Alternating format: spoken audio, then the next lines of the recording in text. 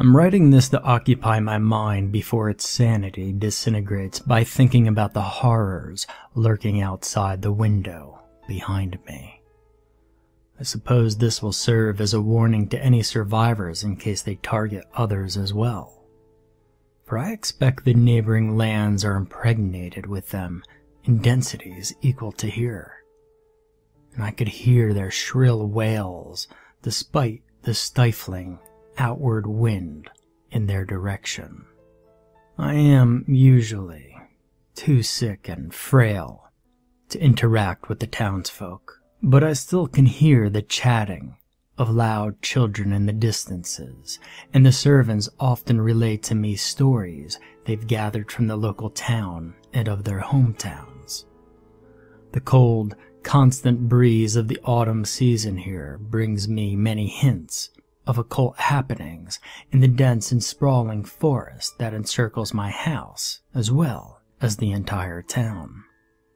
While most towns are built upon the shipping routes of rivers or the lands of fertile soil, Axton was built almost secretly in the forest after a family of supposed thieves and charlatans were forced to relocate north from Maine over 200 years ago. Or so the rumors tell. The veracity to this tale is disputed by many of the proud and educated residents, as it seems too sensational to be true. But they rarely offer any evidence to the contrary, and soon leave for bigger places than here.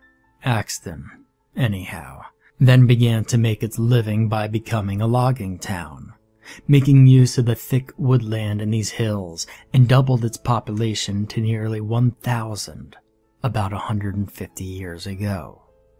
But the logging suddenly stopped when most of the prime lumber was cut, and the nearby forest could no longer be seen, except the higher vantages of the hills. There is seemingly little market for expensive hardwoods anymore. Since then, the forest has mostly returned even thicker than before, and the town began to shrink again, leaving a few deserted houses along the border of the town and the forest. My family, which owned most of the logging company, had enough money to sustain themselves through other investments, and we retained this estate nestled in the southern pocket of hills deeper inside the forest.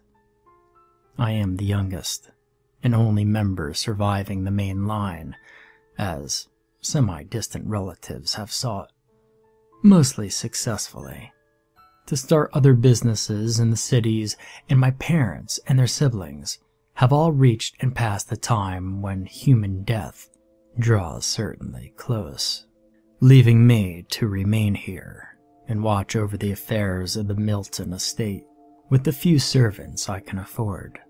Camille, the maid and cook, once told me a story about a certain creature.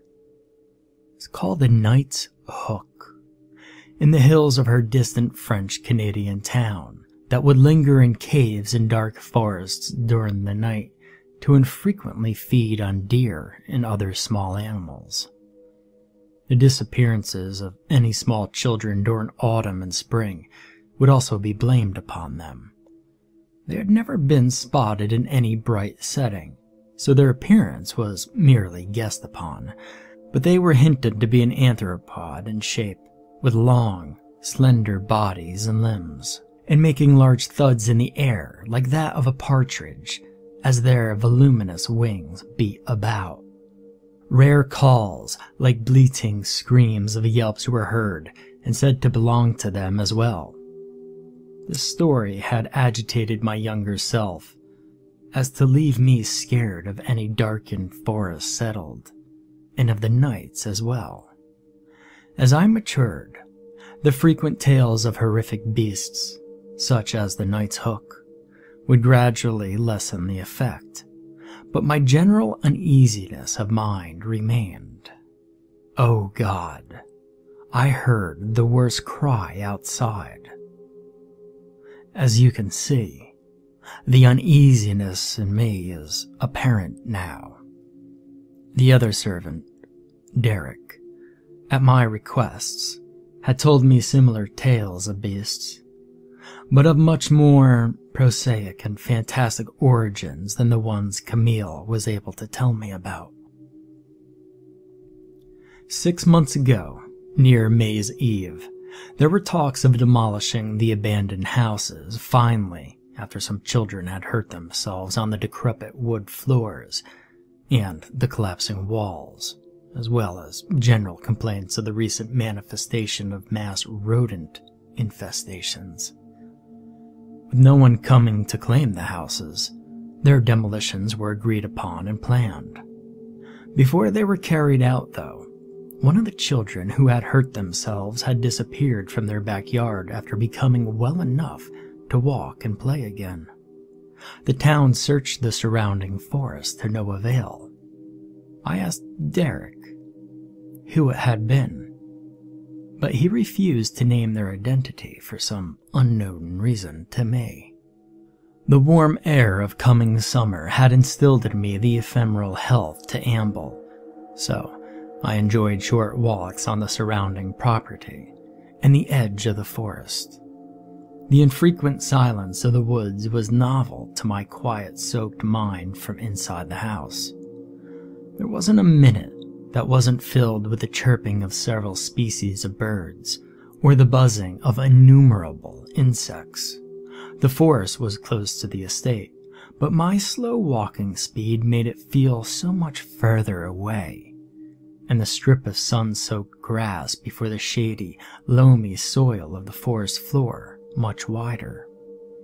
I had heard the shrill chuckle of a partridge when a gust of wind had swept through the forest, carrying the eldritch shriek from an unknown bird thing calling, "Cree, cree, cree."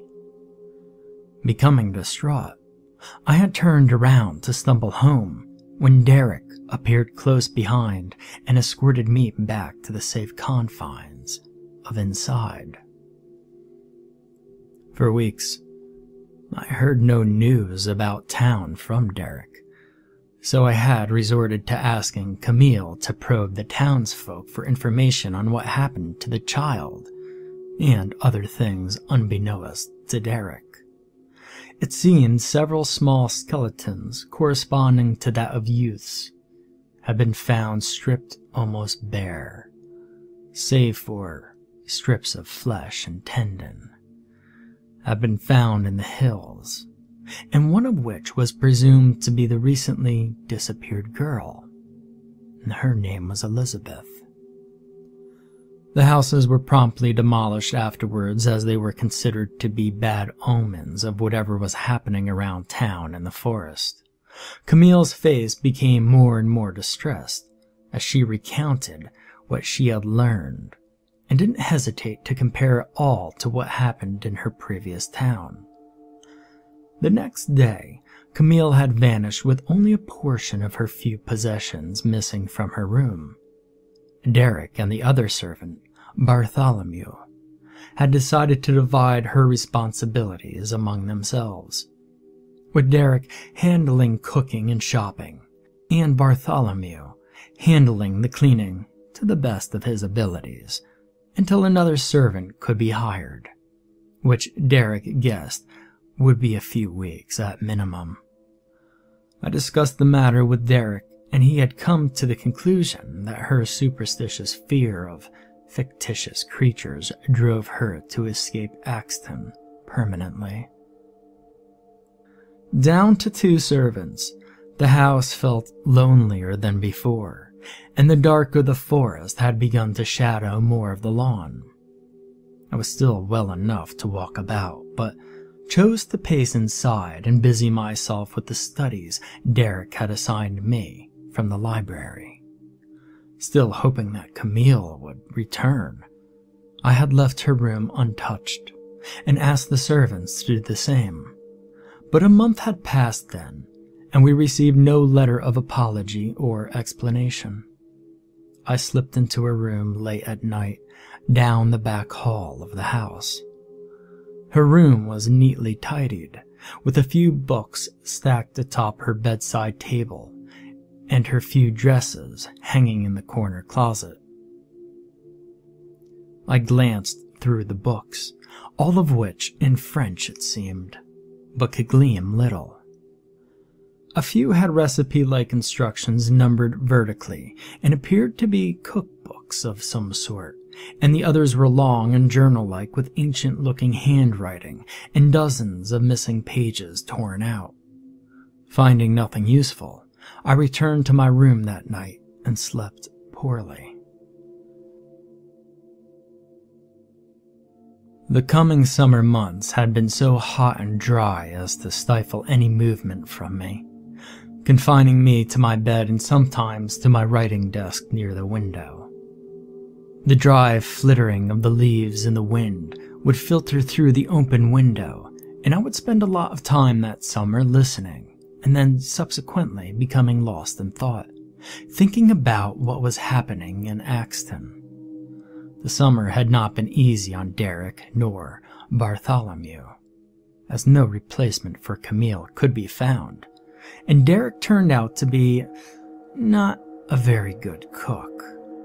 Finally, the darkening skies of near autumn came around, serving as a balm for myself and the servants.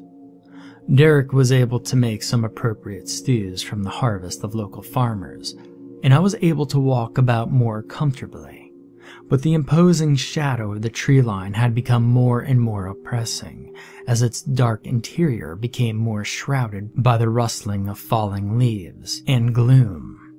I found myself having more and more horrid dreams as All Hallows' Eve drew near, and the cree yelping from before had returned to the internals of the forest.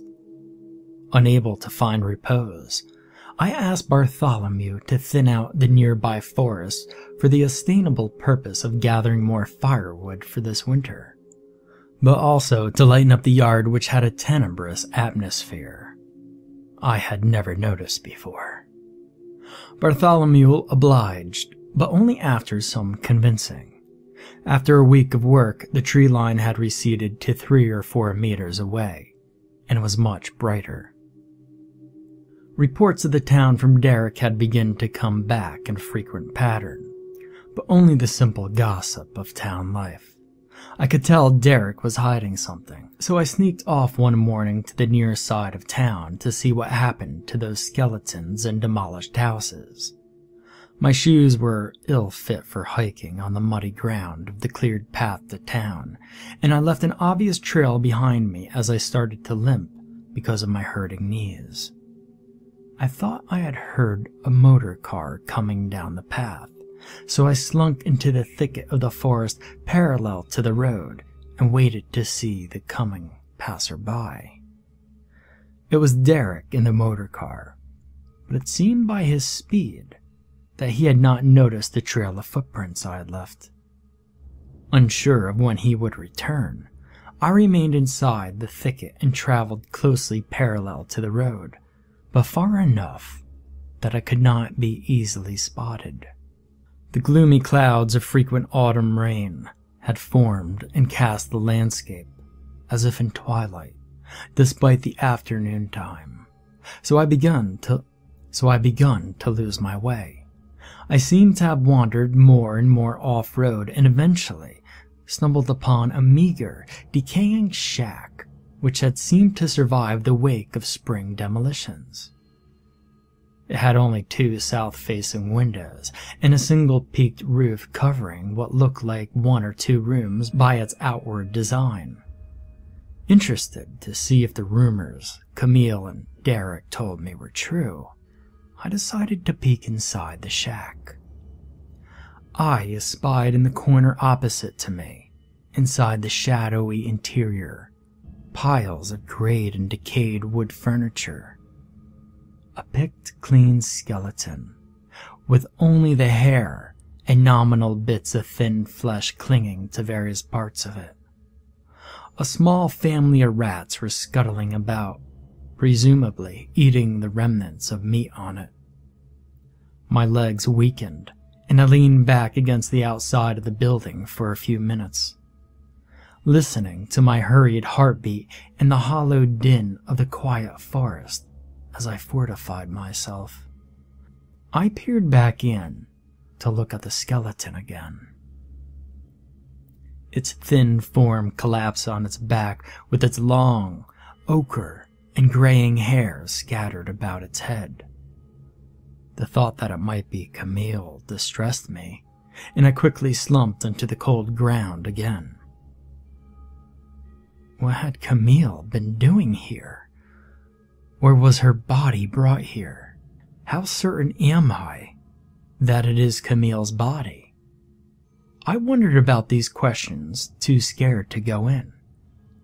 Then I heard that accursed squealing of Cree, Cree, far, far behind the shack, but its chilling scream caused me to imagine it much closer. I panicked and awkwardly hopped away towards the path to town, my disjointed steps causing me to stumble frequently, and I soon fell and spun backwards, facing my coming direction.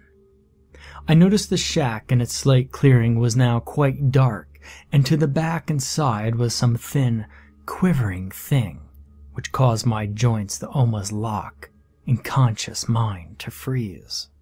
Its dark form was hard to distinguish from the shaded backdrop, but I could recognize a certain waviness to its tall, humanoid form, as if its torso were an undulating spring parallel to its long arms. It was so dark, I could only make out its moving parts, but it appeared like an appalling dancer in the distance, and it then continued to cry. Cree, Cree, in a clearer, thicker, raspier tone than I had heard before. If only the abomination would stop that alien quiver, I would have been able to get up more quickly, but my straining eyes were transfixed in obsession and fear. For what I now assumed to have been half a minute of staring at it, I hoped to comprehend fully what I was seeing, but also hoped to not.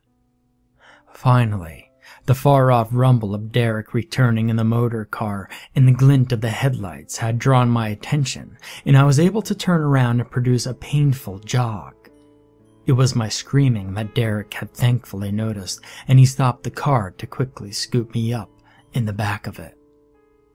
While driving us home, he asked questions about my petrified expression, and I recounted the experience to him as he frequently asked me to repeat the details in both disbelief and concern.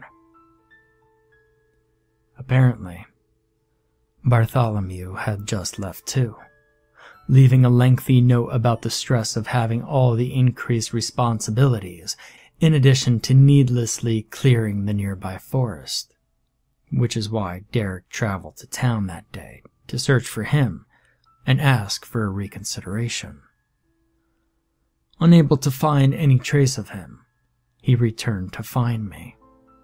Along the way, when my willpower weakened, I would glance back into the forest, and I would sigh thinly each time I did not see whatever that Nighthook-esque thing was.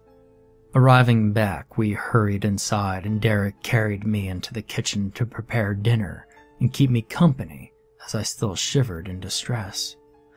Derek assured me that what I saw was just a delusion brought on by my tiredness and poor lighting, and that the sound was likely an injured bird of some sort in the area. I wanted to believe him. I felt much better after dinner had been made and eaten, and I do not remember much of the rest of the evening, as I seemed to have fallen asleep soon after. I woke up in my bed and looked outside at the near night twilight. The winds had picked up, and the jagged branches all clawed at the dimly glowing sky. As my thoughts slowly organized, I scanned the horizon more deeply. The horror I saw was in the forest. and interspersed between the trunks of the trees were countless other shadowy figures of winding qualities. I called for Derek as loudly as I could, and he arrived as I nudged the window open weakly to see if their cries would prove their existence in the forest. Derek quickly entered just as the chorus of screams began and gave me a look of absolute turmoil. Cree, Cree. He hastily closed the window and ushered me back into my bed, telling me to stay there for a moment and that he would return for me after arranging some things. I expectantly stared at the clock, jostling about my bed and avoiding looking out or being seen from the window for 25 minutes until his return seemed like it would never come. I noticed an orange glow from outside that countered the coming dark I expected from the night. The tree line was ablaze with Derek pouring what appeared to be gasoline from the spare containers over the trees. He worked diligently across my window viewpoint from right to left and frequently glanced back up at me with a forced smile and some form of dismissive hand wave that I had trouble interpreting. He continued to spread the gasoline across the tree line around the entire house until I could see him no longer. This was 2 hours ago from now, and he still has not returned. The fire, and more specifically the light, appears to keep those horrid things at bay. The damp, thin trees around here will not burn much longer, I reckon, but the winds have picked up again, spreading it a little longer. But those screams, I still hear them chanting that dismal cry as if laughing at me, and the fire is waving, much like those twisting shadow things. I can't expect the fire to last the night, and the townsfolk are unlikely to come to the epicenter of the blaze. Oh God. They're coming now. They're all coming.